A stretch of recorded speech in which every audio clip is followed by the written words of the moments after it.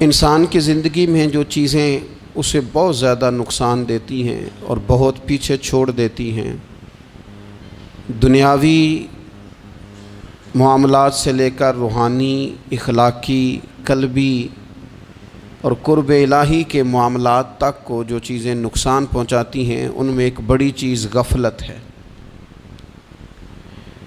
ایک لفظ ہوتا ہے جو ہمیں اکثر سننے کو ملتا ہے کہ آپ کی توجہ نہیں ہے۔ یہ ڈھیر سارے لوگوں کا مطالبہ ہوتا ہے، اہل خانہ بھی مطالبہ کرتے ہیں، کئی موقع پر والدین بھی مطالبہ کرتے ہیں، غرباء بھی مطالبہ کرتے ہیں کہ امیروں کی ہماری طرف توجہ نہیں ہے۔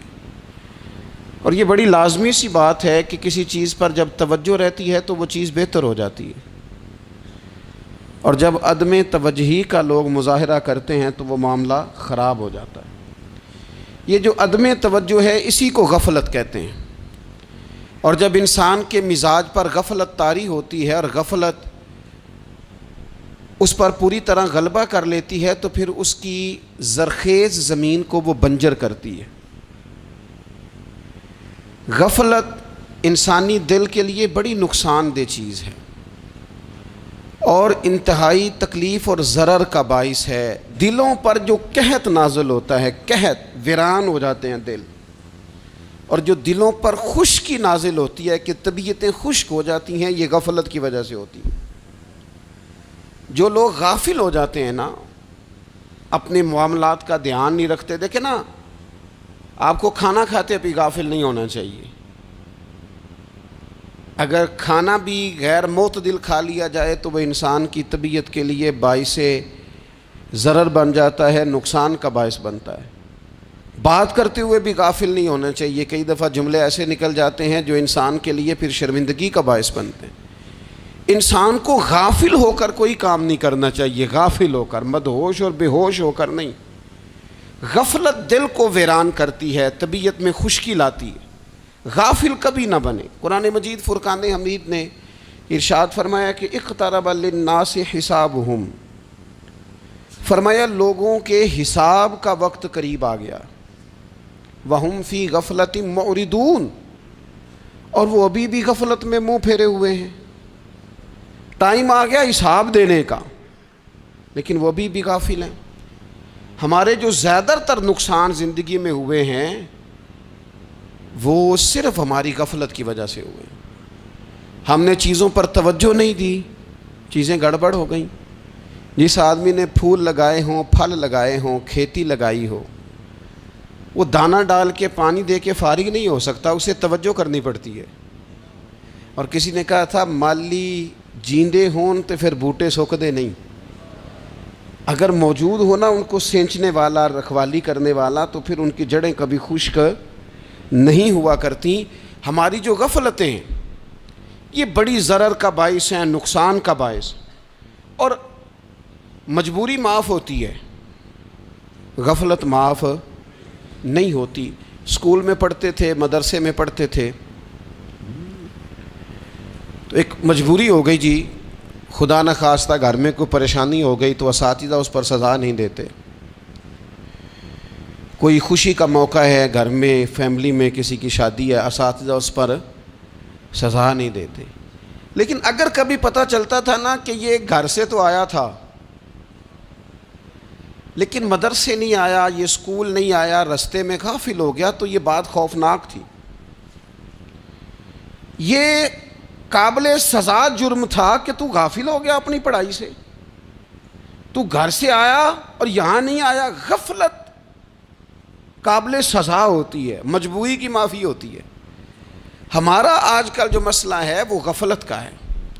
ڈھیر سارے لوگ ہیں، سمجھدار بھی ہیں، سیانے بھی ہیں، معاملہ فہم بھی ہیں، باشعور بھی ہیں، تعلیم کی ڈگریاں بھی رکھتے ہیں، لیکن اگر ان کی زندگیوں کی تکلیفوں کو دیکھا جائے اور بے آباد روح کو دیکھا جائے اور سجدوں سے ان کی دوری کو دیکھا جائے تو ایک ہی بات سمجھ میں آتی ہے کہ پتہ سارا ہے لیکن لے ڈوبی ہے غفلت، توجہ نہیں کی۔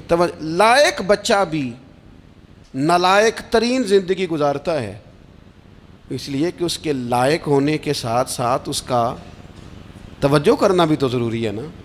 نرے لائق کا کیا فائدہ اگر وہ محنتی نہیں، اگر وہ توجہ ہی نہیں کرتا، اپنا سبق دھیان سے سنتا پڑھتا ہی نہیں، تو جتنا مرضی لائق ہو پیچھے رہ جائے گا۔ اور کئی نالائق ہوتے ہیں، رٹا لگا کے پاس ہوتے ہیں، پر چلو رٹا تو لگاتے ہیں نا، محنت تو کرتے ہیں نا، جد و جہد تو کرتے ہیں۔ کئی نالائق جد و جہد کے باعث آگے گزر جاتے ہیں، اور کوئی اسی چکر میں رہ جاتے ہیں، میں بڑا لائق ہوں، کل پڑھ لوں گا، پرسوں پڑھ لوں گا، ہفتہ تیاری کر کے پاس ہو جاؤں گا۔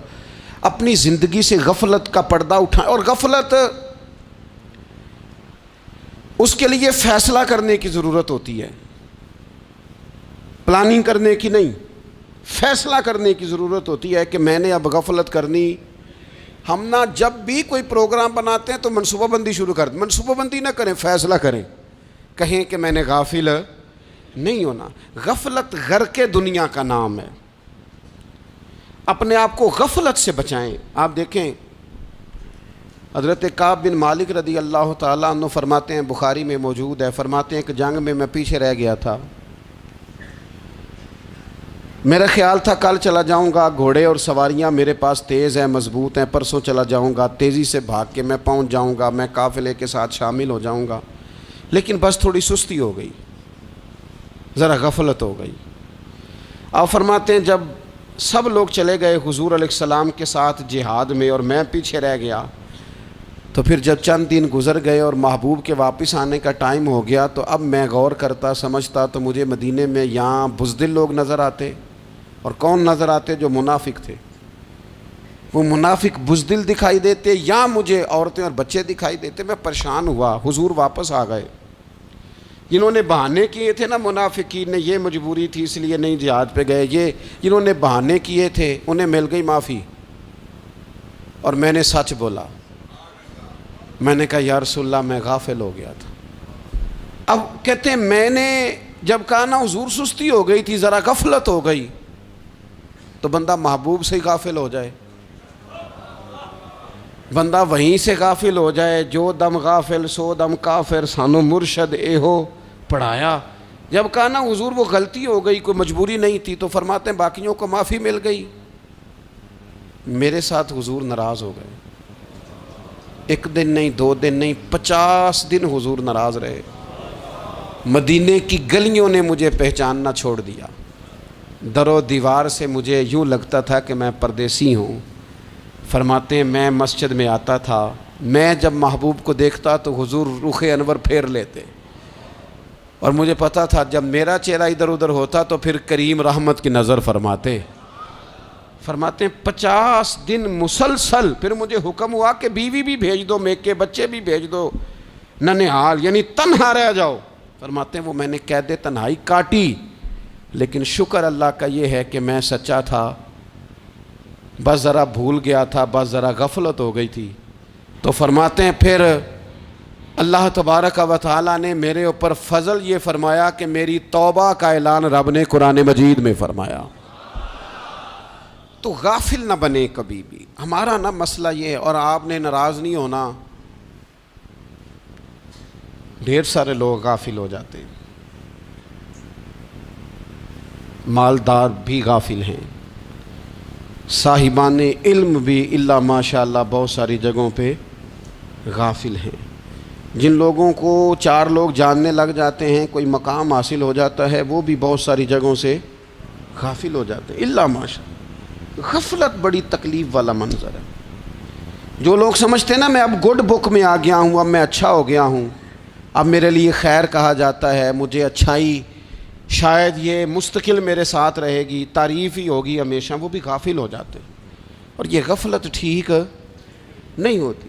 وجہ دیکھنی چاہیے کس وجہ سے انسان کو وقار مل رہا ہے، عزت مل رہی۔ اپنی زندگی سے غفلت کو اتار پھینکیں۔ تھوڑی دیر کی تو غفلت ہوتی ہے، لمبی تو نہیں۔ 2 منٹ کے لیے صرف اس نے ڈرائیونگ کرتے ہوئے چہرہ موبائل کی طرف کیا تھا، 2 ہی تو منٹ لگے تھے۔ لمحوں نے خطا کی تھی، صدیوں نے سزا پائی۔ لمحوں نے خطا کی تھی، صدیوں نے سزا پائی۔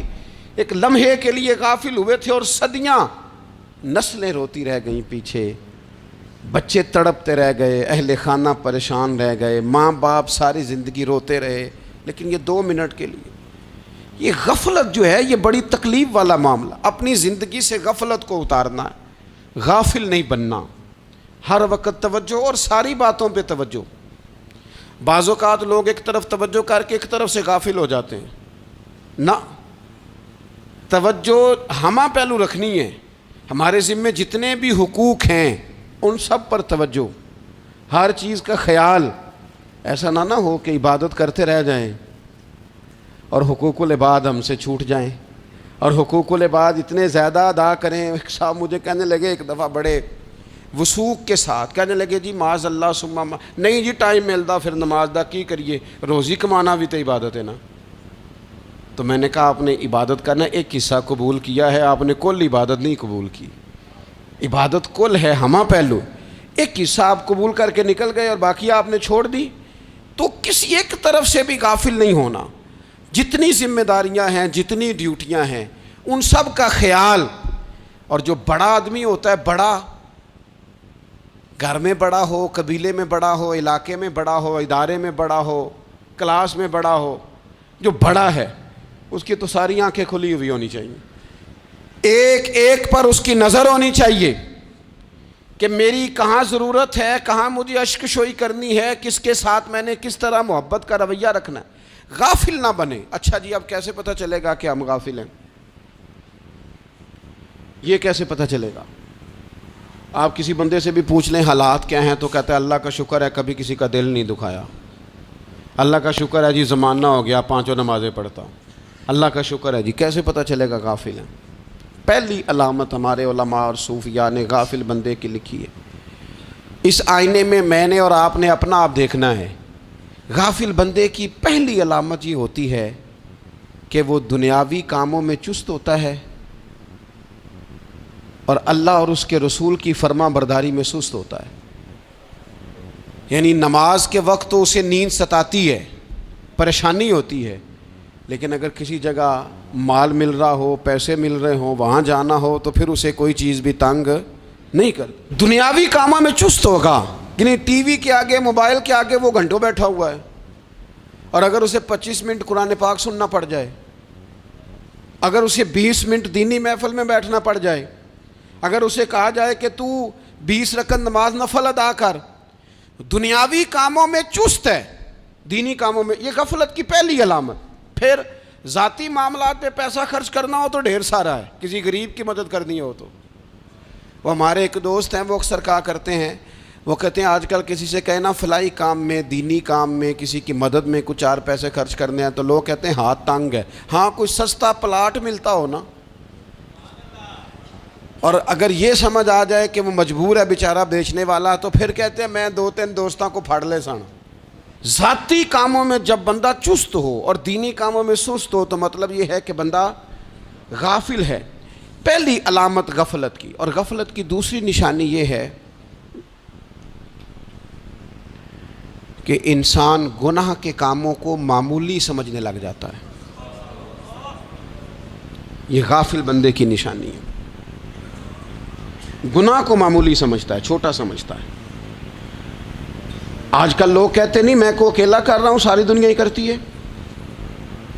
اور جناب کیا ہو گیا، اگر یہ غلطی ہو گئی تو بندے سے ہو ہی جاتا ہے. گناہ کو معمولی سمجھنا، چھوٹا سمجھنا اور کہنا پھر کیا ہو گیا ہے، انسان سے غلطی ہو جاتی ہے.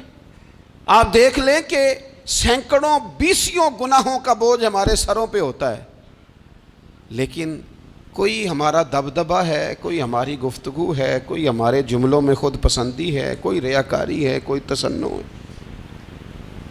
یہ غافل بندے کی علامت ہے. نبی اکرم صلی اللہ تعالی علیہ وآلہ وسلم نے فرمایا مومن اپنے گناہوں کو پہاڑ کی طرح سمجھتا ہے. یہ بخاری میں حدیث ہے.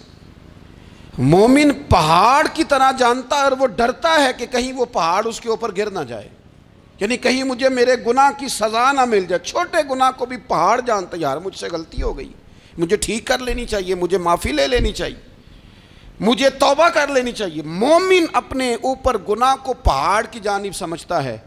اور حضور علیہ الصلوۃ والسلام فرماتے ہیں کہ یہ جو فاسق اور فاجر ہوتا ہے نا، اللہ کا نافرمان، یہ گناہ کو مکھی کی طرح سمجھتا ہے، یہ سمجھتا ہے میں نے اشارہ کرنا ہے مکھی نے اڑ جانا ہے۔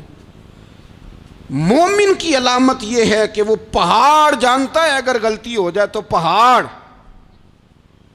امام اعظم ابو حنیفہ رحمۃ اللہ علیہ گزر رہے تھے تو بارش ہو گئی تھی اور کوفہ میں کیچڑ تھا، تو آپ نے جو جوتے پہنے ہوئے تھے ان جوتوں سے چلتے ہوئے نا آپ کے پاؤں سے کچھ مٹی اڑی، تو سامنے ایک یہودی تھا، اب اس زمانے میں دیواریں کچی ہوتی تھیں، اس کے دیوار پر جا کے وہ مٹی جو تھی وہ لگ گئی۔ اب امام صاحب بڑے پریشان ہوئے کہ میں نے اس کی دیوار کو آلودہ کر دیا۔ یہاں تو لوگ اپنی اینٹیں رکھتے رکھتے کئیوں کی دیواریں توڑ ہی دیتے ہیں، اور پھر وہ اس پر ماننے کو بھی تیار نہیں ہوتے، تسلیم کرنے کو بھی تیار نہیں ہوتے۔ وہ کہتے ہیں پھر کیا ہو گیا، اب ہمارا یہاں گھر ہے تو ہم نے ٹرالی منگوانی نہیں تھی، ہمارا حق بنتا تھا۔ امام صاحب کے پیروں سے ذرا کیچڑ اڑا، یہودی کی دیوار پہ لگا، اس کی کچی دیوار تھی۔ امام صاحب پریشان ہو گئے، سوچنے لگے کہ اگر میں دیوار سے یہ کیچڑ اتارتا نہیں تو یہ بھی زیادتی ہے، میں نے اس کی دیوار کو گدلا کر دیا، اور اگر میں اتارتا ہوں تو کچھ مٹی اس کی دیوار کی بھی اتر جائے گی، کچی دیوار ہے، یہ بھی زیادتی ہے۔ مومن گناہ کو پہاڑ کی طرح سمجھتا ہے کہ کہیں گر نہ جائے، اس کی بھی کہیں سزا نہ مل جائے۔ امام صاحب نے اس کے دروازے پہ دستک دی، وہ باہر آیا تو اتفاق سے وہ آپ کا مقروض بھی تھا، اس نے پیسے دینے تھے۔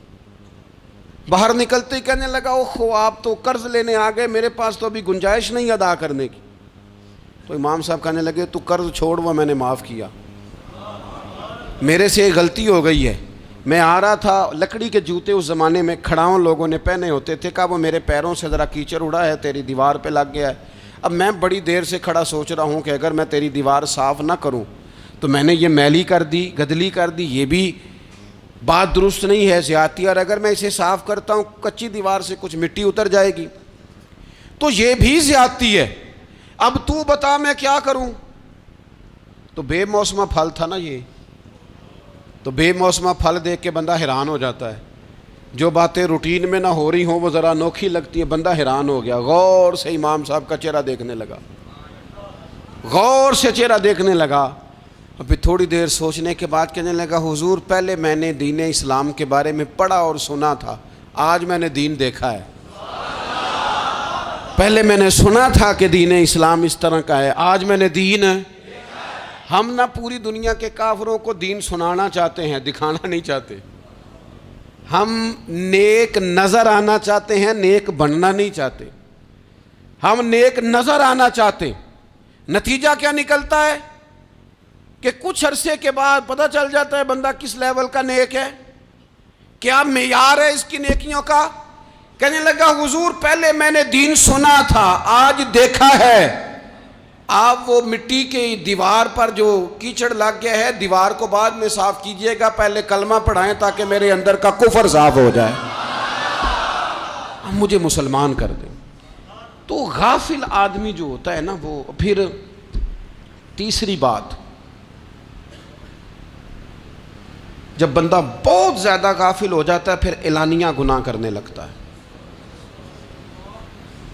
ایک گناہ پھر اس کا اظہار گناہ۔ ایک بندہ حدیث پاک میں آتا ہے، ایک بندہ رات کو کوئی غلطی کرتا ہے، اللہ تعالیٰ اس پہ پردہ ڈال دیتا ہے، لیکن وہ سویرے خود لوگوں کو بتاتا پھرتا ہے میں نے یہ کیا، میں نے یہ کیا۔ جب آپ اظہار گناہ کرتے ہیں نا تو سامنے والا بھی دلیر ہوتا ہے، کہتا ہے اس نے کیا میں کر لوں گا تو پھر کیا ہوا۔ ہمارے علماء نے لکھا ہے کسی کی نماز قضا ہو جائے تو کسی کو بتائے نہ، قضا پڑھ ڈالے، اس کا جگہ جگہ ذکر نہ کرے۔ جب آپ کہیں گے نا میری قضا ہو گئی تو آپ کے ساتھ رہنے والا بچہ دوست سمجھے گا یار اس کی قضا ہو گئی ہے تو میری بھی ہو جائے گی تو کیا ہوا۔ گناہ کرنا بھی گناہ ہے اور گناہ کا اظہار بھی گناہ ہے۔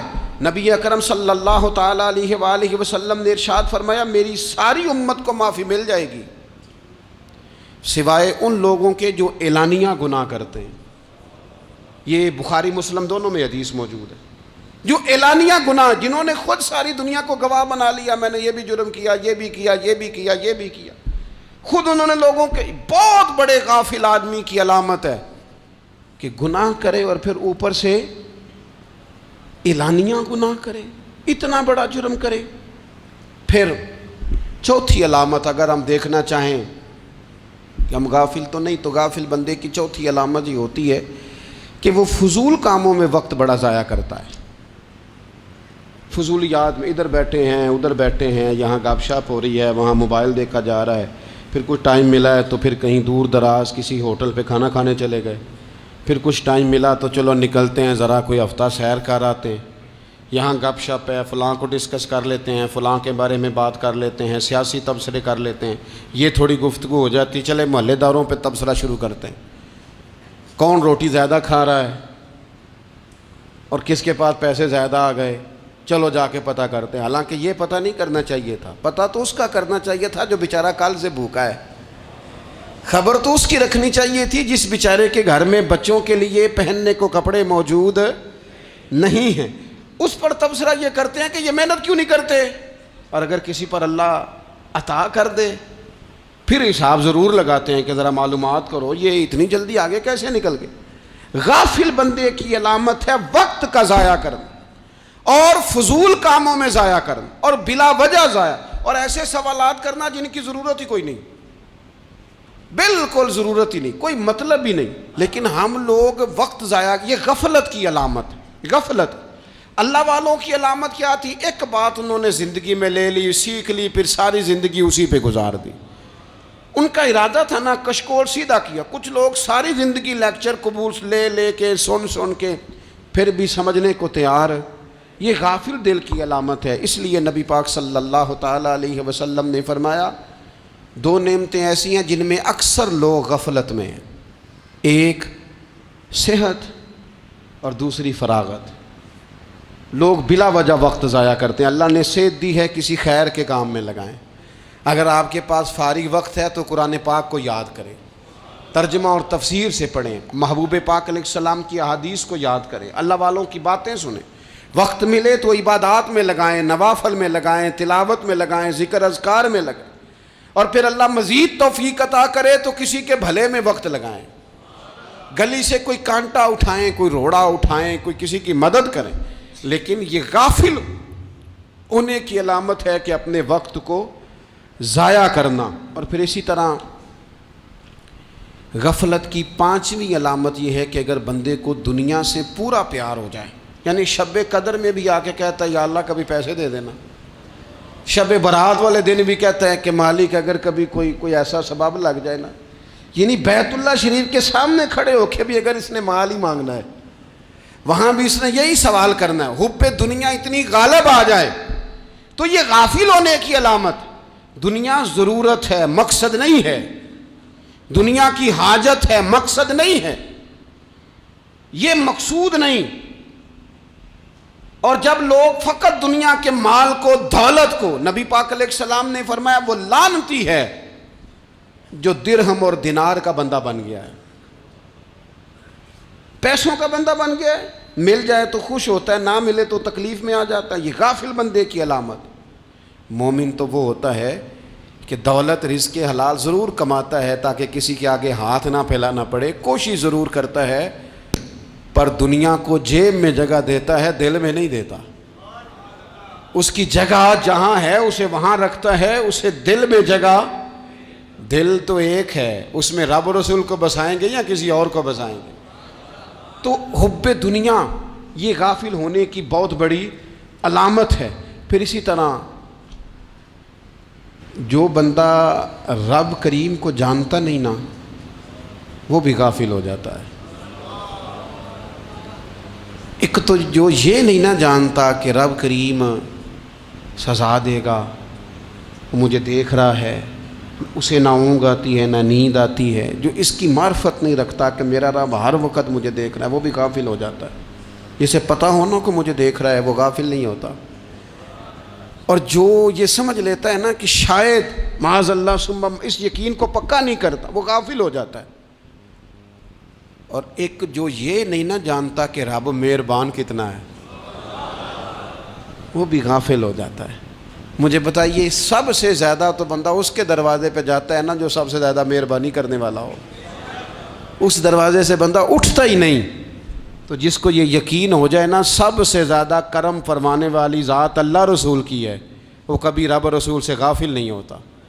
وہ کبھی اللہ رسول کا دروازہ چھوڑ کے نہیں جاتا، وہ کبھی کسی اور جگہ جا کے پناہ تلاش نہیں کرتا۔ جسے پتہ چل جائے نا وہ کریم کتنا ہے، مہربان کتنا ہے۔ ملا رومی رحمت اللہ علیہ فرماتے ہیں بہت بڑا مجرم تھا ایک بندہ، بہت بڑا گناہگار تھا، بت کو پوجتا تھا، تھک گیا، ساری رات بت کے سامنے کھڑا تھا، معاذ اللہ یا صنم یا صنم یا صنم کہتے، تھک گیا، نیند آ گئی، اونگ آ گئی۔ جب پوری طرح نیند آ گئی اور دماغ پہ نیند قبضہ کرنے لگی تو اس کے منہ سے نکل گیا، صنم صنم کہہ رہا تھا نا، نکل گیا یا صمد، او بے نیاز مالک۔ رب کریم نے فرشتوں سے فرمایا دوڑ کے جاؤ، جو کہتا ہے اسے دے دو۔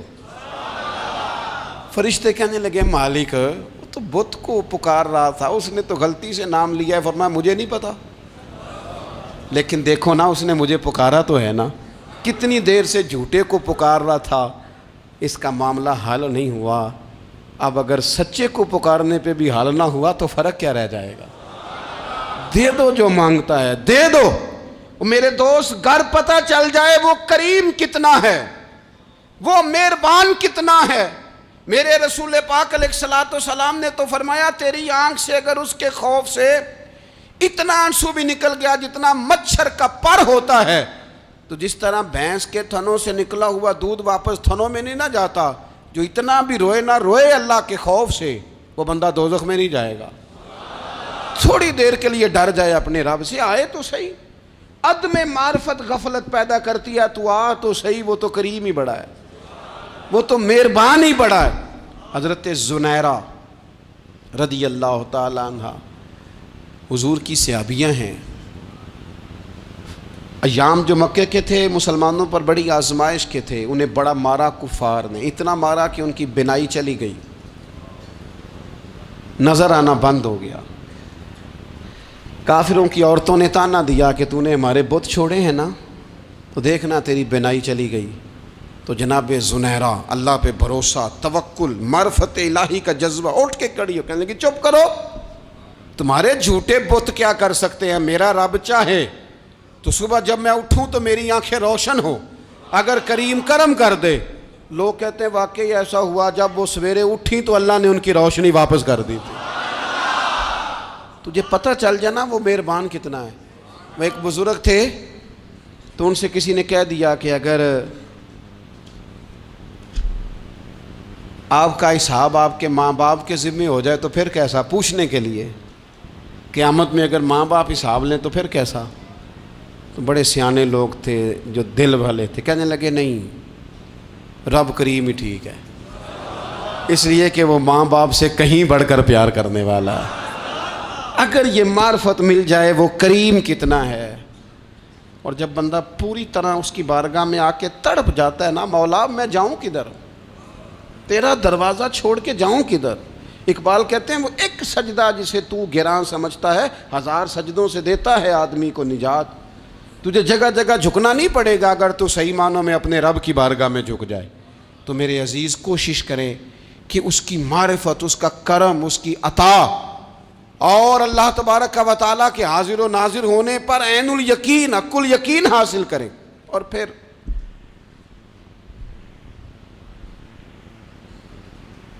آٹھویں بات یہ ہے کہ غافل لوگوں کی صحبت بھی بندے کو غافل کر دیتی ہے۔ غافلوں کی صحبت میں نہ بیٹھیں، ان کی صحبت میں بیٹھیں جن کے پاس بیٹھنے سے دل میں رب رسول کی محبت پیدا ہوتی ہے۔ غافلوں سے بچیں۔ چنگیاں دے لڑ لگی ساں تے چولی چ پھل پئے، تے جدوں میں پیڑیاں دے سنگ رل گئی تے میرے اگلے بھی ڈول گئے۔ برے آدمی کی صحبت بندے کو غافل کر دیتی۔ غافلوں کی صحبت میں کبھی نہ بیٹھیں، کبھی نہیں۔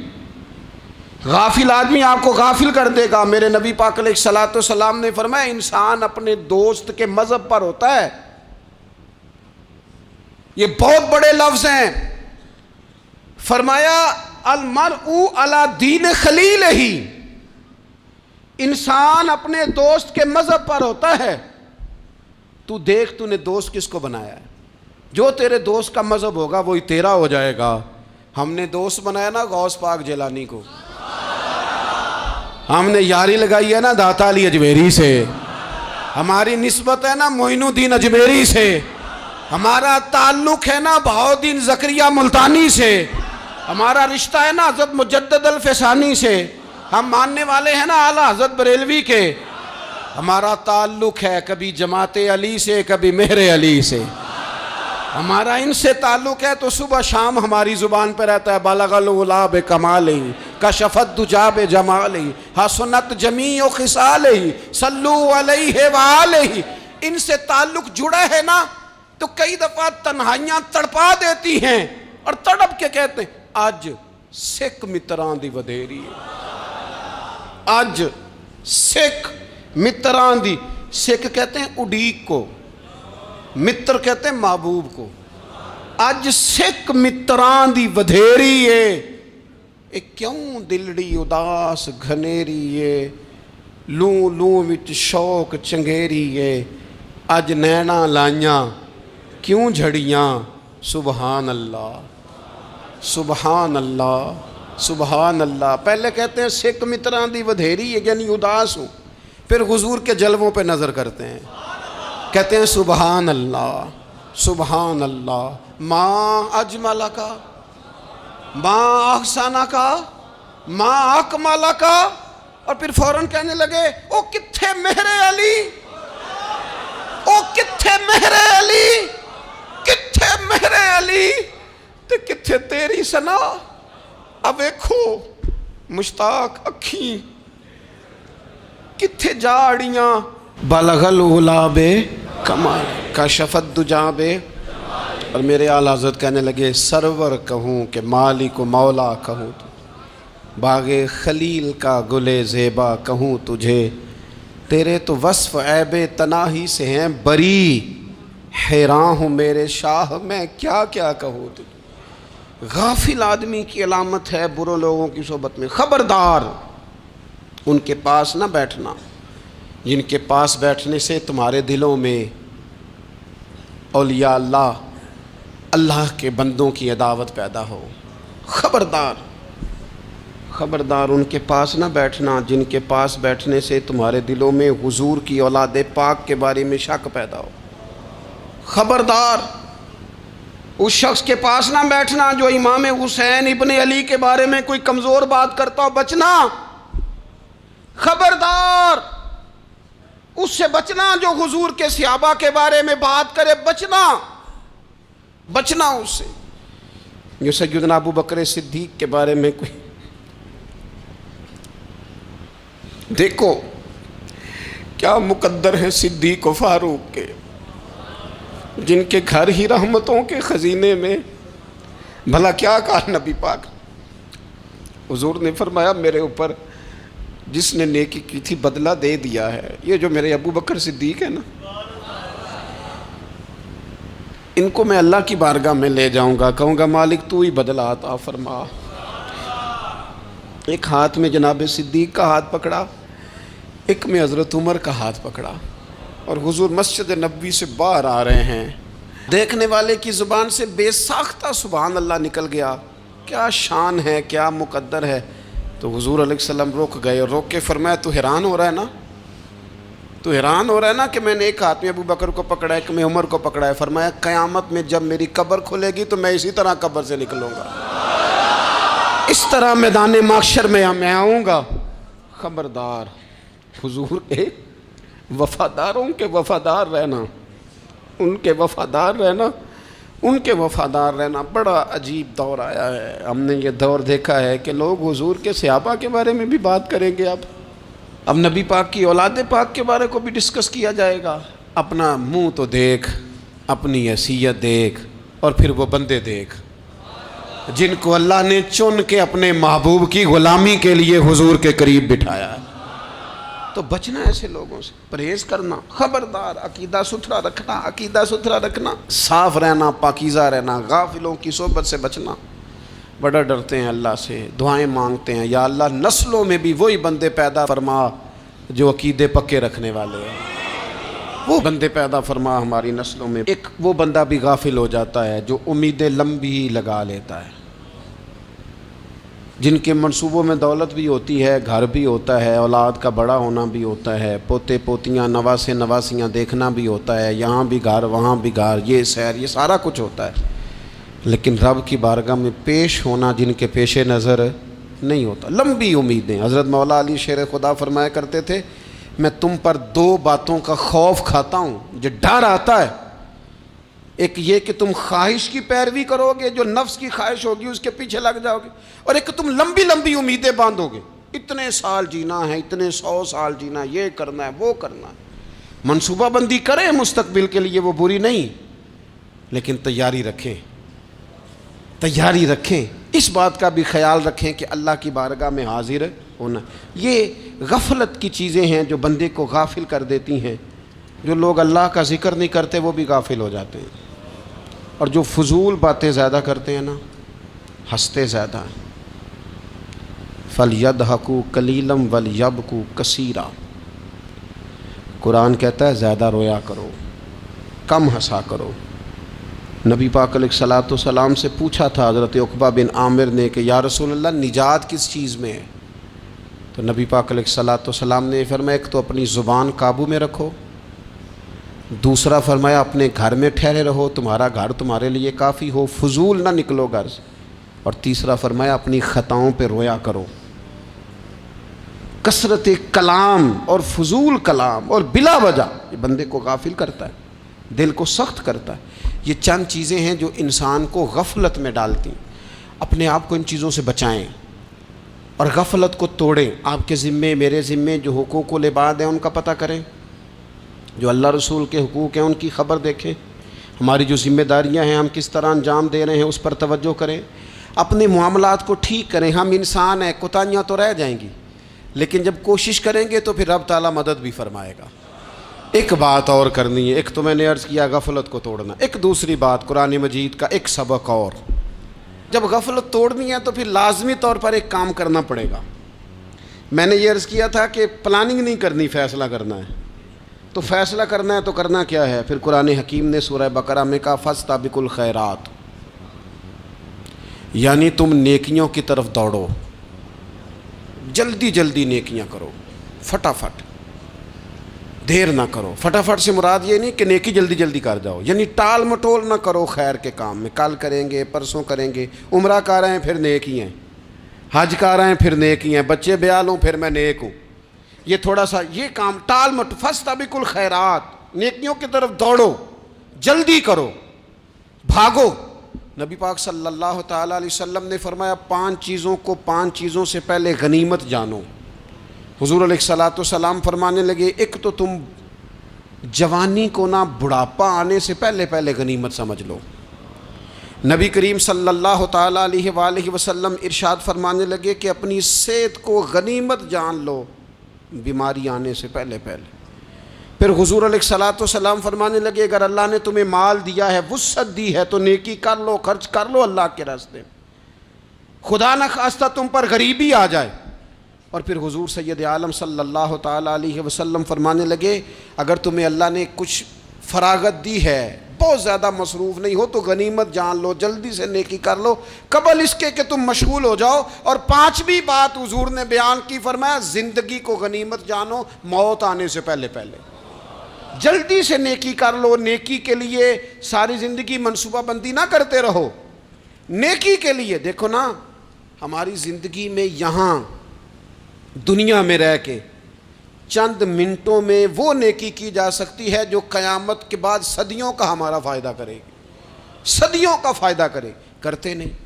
پلاننگ کر رہے ہیں، منصوبہ بندی کر رہے ہیں، بس تیاری کر رہے ہیں، بس حضرت آپ دعا کر دیں، اللہ تعالیٰ دعائیں بھی قبول فرمانے والا ہے، لیکن جو نیکی نصیب ہوتی ہے اسے جلدی سے کر گزریں، اسے فٹافٹ کریں۔ میں ایک گاؤں میں گیا، اب تو خیر وہ دور نہیں رہا، یہ 10-15 سال 20 سال پہلے نا جو نوجوانوں کی مصروفیات ہوتی تھیں ان میں سے ایک مصروفیت یہ ہوتی تھی کہ گندم لے کے چکی پہ جانا ہے، آٹا پسوا کے لانا ہے۔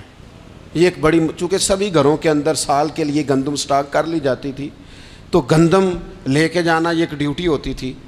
ایک نوجوان ایک گاؤں میں، اس کی مجھے تعریف سننے کو ملی، تو ایک بوڑھی اماں کہنے لگی یہ تو بڑا نصیباں والا ہے، سارے دا آٹا پیا لے ہوندا ہے۔ اور آتے جاتے پوچھ لیتا ہے کہ اماں کوئی کہنے لگی میرے بچے باہر ہوتے ہیں، یہ مجھے دوائی بھی لا دیتا ہے شوگر کی، میں مریضہ ہوں. یعنی خیر جتنی ہو سکے جتنی. میرے ایک سنگی ہیں تو سڑک پہ کوئی بندہ کھڑا ہوتا ہے نا، اللہ تعالیٰ انہیں سلامت رکھے، بندہ کھڑا ہوتا ہے تو کہتے ہیں میں اس سے پوچھ لیتا ہوں بابا جی کدھر جانا ہے، فلانی جگہ جانا ہے، تو کہتے ہیں میں موٹر سائیکل پہ بٹھا لیتا ہوں. بندہ دیکھ کے مجھے سمجھ آ جاتی ہے ضرورت مند ہے، کوئی چور نہیں کوئی ڈاکو نہیں، ضرورت مند ہے. میں اسے منزل تک نیکی جتنی میسر آئے، جس حد تک میسر آئے. کیا کہا ہمارے نبی پاک علیہ السلام نے؟ حضور نے ہم سے فرمایا کچھ نہ ہو سکے تو بات ہی مسکرا کے کر لینا، اس پر ہی اللہ صدقے کا ثواب عطا کر. فاستبقوا الخیرات، جلدی سے نیکی کر لو. اپنے نامہ اعمال میں روز نیکیاں جمع کرو، کوئی نہ کوئی خیر کا کام روز کرو اور جلدی سے کرو. صحیح مسلم میں حدیث ہے، نبی پاک صلی اللہ تعالی علیہ وسلم فرمانے لگے جلدی جلدی نیکی کے کام کر لو ان فتنوں سے پہلے جو اندھیری رات کے حصوں کی طرح فتنے ہوں گے. فرمایا اس وقت حال یہ ہوگا کہ آدمی صبح مومن ہوگا شام کو کافر ہو جائے گا، شام کو مومن ہوگا تو صبح کافر ہو جائے گا. اور فرمایا لوگ دنیا کے بدلے اپنا دین تک بیچ ڈالیں گے. معاذ اللہ جھوٹی قسمیں نہیں کھائی جاتی، جھوٹا قرآن مجید نہیں لوگ اٹھا لیتے. لوگ دنیا کے لیے دین بیچ ڈالیں گے. اس سے پہلے جب فتنے اتنے زیادہ ہو جائیں اس سے پہلے نیکی کر لو، کوئی خیر کا کام کر لو، جلدی سے کچھ ایسا کر لو. حضرت عقبہ بن حارث رضی اللہ تعالیٰ عنہ فرماتے ہیں یہ دیکھیں ہمارے نبی پاک علیہ السلام کی سیرت کیا ہے، حضور کا اسوہ کیا ہے، نبی پاک علیہ السلام ہماری تربیت کس طرح کرتے ہیں. حضرت عقبہ بن حارث رضی اللہ تعالیٰ عنہ کہتے ہیں ہم نے نبی پاک علیہ السلام کے ساتھ نا عصر کی نماز پڑھی، یہ صحیح بخاری میں موجود ہے. فرماتے حضور سلام پھیرتے ہی فوراً اٹھ کے گھر تشریف لے گئے.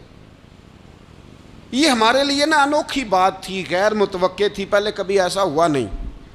سلام پھیرا نماز کا، حضور جلدی سے تشریف لے گئے. اب ہم حیران تھے اور حیرت انگیز طور پر حیران تھے کہ کریم اتنی جلدی تشریف لے گئے. تھوڑی دیر ہوئی حضور واپس آ گئے تو محبوب پاک علیہ السلام فرمانے لگے گھر میں نا ایک چھوٹی سی ڈلی، ایک چھوٹا سا ٹکڑا سونے کا پڑا تھا، مال آیا تھا سارا صدقہ کر دیا، وہ تھوڑا سا پڑا تھا، اچانک مجھے یاد آیا وہ تو پڑا رہ گیا. تو حضور فرمانے لگے میں نے کہا کہیں ایسا نہ ہو جائے کہ ساری رات گزر جائے اور میرے گھر میں پڑا ہی رہ جائے، میں جلدی سے جا کے اسے خیرات کر دوں. میں نے خیرات کیا پھر میں واپس آ گیا ہوں. جلدی سے نیکی، جلدی سے نیکی کر لی جائے.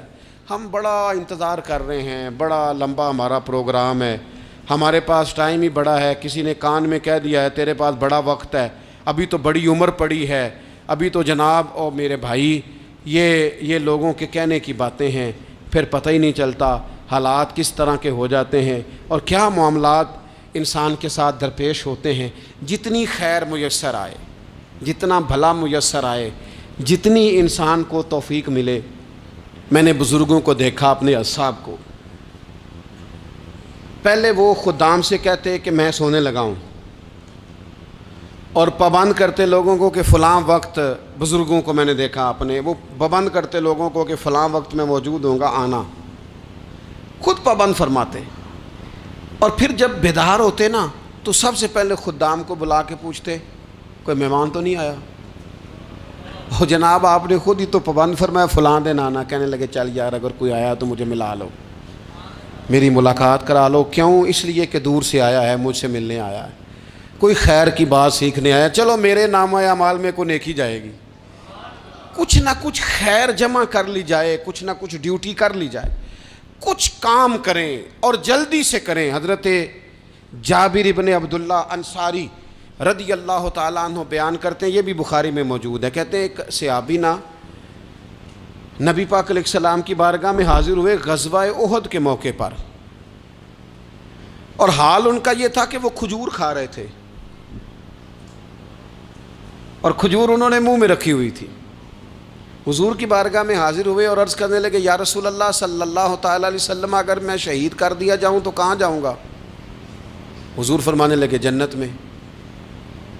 تو کہتے ہیں انہوں نے جو کھجور منہ کے اندر تھی نا وہ انہوں نے نگلی نہیں، اندر نہیں لے گئے، اس کو باہر نکالا اور دوڑ کے آگے بڑھے اور جنگ کرنی شروع کر دی. اور لڑتے لڑتے شہید ہو گئے۔ کیا سبق دیا انہوں نے؟ سبق یہ دیا کہ نیکی کرنے میں اتنی دیر بھی نہیں کرنی جتنی کھجور کھانے میں دیر لگتی ہے۔ جلدی سے نیکی کرنی ہے، فٹافٹ نیکی کرنی، اس کے اندر ٹال مٹول نہیں کرنا۔ اسی وقت انہوں نے کھجور باہر نکال دی، دوڑ کے انہوں نے حضرت انس بن نضر رضی اللہ تعالیٰ عنہ، حضرت انس بن مالک رضی اللہ تعالیٰ عنہ کے چچا ہیں، میدان احد میں نا، احد پہاڑ کے قریب کھڑے تھے، لوگوں سے کہہ رہے تھے جلدی جلدی ادھر آؤ، وہ جنت جو انسان کو انتقال کے بعد نصیب ہوگی اور قیامت کے بعد نصیب ہوگی، فرماتے تھے مجھے تو ابھی احد پہاڑ کے اندر سے جنت کی خوشبو آ بھی رہی ہے، لہذا جلدی سے آؤ، ادھر دوڑو، جہاد کرو، آؤ کفار سے لڑیں۔ تو نیکی میں دیر نہیں کرنی، جو نیکی میسر آتی ہے، جس کو میسر، ماں باپ میسر ہیں تو خدمت کر لیں، اہل خانہ ہیں تو حسن سلوک کر لیں، اللہ نے اولاد دی ہے تو اچھی تربیت کر لیں، دوست ہیں تو خیر خواہی کر لیں، اگر آپ کو اللہ رمضان عطا کرتا ہے تو زیادہ سے زیادہ اس کی عبادت کر لیں، اگر نظر ٹھیک ہے تو تلاوت زیادہ سے زیادہ کر لیں، زبان چلتی ہے تو رج رج کے مدینے والے محبوب پہ درود و سلام پڑھ لیں، اللہ تعالیٰ کا ذکر کر لیں، جلدی سے خیر جمع کریں، اپنے وقت کو ضائع نہ کریں۔ یہ آج کا سبق ہے۔ ایک تو ہم نے فیصلہ کرنا ہے کہ بس غفلت نہیں، اب غفلت، اب انشاءاللہ اللہ اللہ کرنی ہے، اب کوئی خیر کا کام کرنا ہے۔ میرے حضرت کا ایک جملہ کبھی نہیں بھولنا، فرمایا کرتے تھے زمین کے اوپر کام، نیچے جا کے آرام۔ یہ چھوڑ دیں، اتنے گھنٹے سونا ہے تو یہ کرنا ہے تو میری نیند میں دخل کوئی نہ ڈالے، پھر سوتے ہی رہ جائیں گے، سوتے ہی رہ جائیں۔ زمین کے اوپر کام اور نیچے جا کے جاگنا ہے، جاگ لے افلاک کے سائے تلے، پھر حشر تک سوتا رہے گا خاک کے سائے تلے۔ اب جاگ لے افلاک کے سائے کے نیچے، جاگ، کھول آنکھیں، ہر وقت کا سونا، ہر وقت سونا، ہر وقت جو اپنے آرام کی فکر کرنا، اس سے نکل آئیں اور اچھا کھانا اور اچھا پہننا اور بس اپنی مرضی کی زندگی من چاہی جینا، اس سے باہر آئیں۔ فیصلہ کریں، فیصلہ کہ اب غفلت نہیں کرنی، اگر اللہ نے کوئی صلاحیت دی ہے تو اسے دین کے کام پہ لگانا ہے، کوئی ڈیوٹی کرنی ہے، کوئی خدمت کرنی ہے۔ دیکھو خدمتیں ہو رہی ہیں، صدیق اکبر مال دے رہے ہیں، عثمان غنی مال دے رہے ہیں، مولا علی نے تلوار پکڑی ہے، میدان میں جا رہے ہیں، فاروق اعظم گلی گلی نگر نگر رسول اللہ کے دین کی پہرے داری کر رہے ہیں، حضرت جناب سیدنا سلمان فارسی ابو ذر غفاری حضور کی مسجد میں جھاڑو دے رہے ہیں، اور بلال حبشی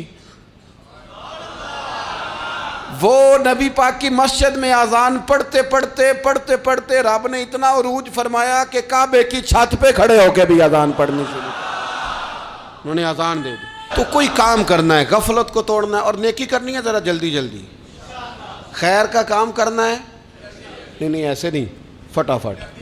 کیسے جی؟ فٹافٹ۔ تو فٹافٹ کام کریں خیر کا، جلدی جلدی۔ تو یہ خیر کا کام فٹافٹ، جلدی جلدی اور بڑی جلدی اور دوڑ دھوپ کے، اور جب آپ کرتے جائیں گے نا تو پھر اللہ تعالیٰ مواقع بناتا جائے گا۔ آپ سے میری اپیل ہے، بالخصوص میرے ساتھ جو وابستہ سنگی ہیں، جو پیار کرنے والے ہیں، دو باتیں آج آپ نے لے کے جانی ہیں گھر۔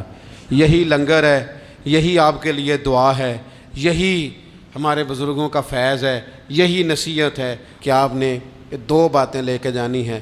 غفلت توڑ دینی ہے، فیصلہ کرنا ہے کہ آج کے بعد غافل نہیں ہونا، اور دوسری یہ بات لے کے جانی ہے کہ نیکی جلدی جلدی، فٹافٹ فیصلہ، فٹافٹ نیکی، ایک کر کے پھر انشاءاللہ دوسری کر کے پھر انشاءاللہ تیسری کر کے پھر انشاءاللہ چوتھی، یہ شروع کرنی ہے، اور آپ دیکھیں گے اللہ تعالیٰ مہربانی فرمائے گا، مدد کرے گا۔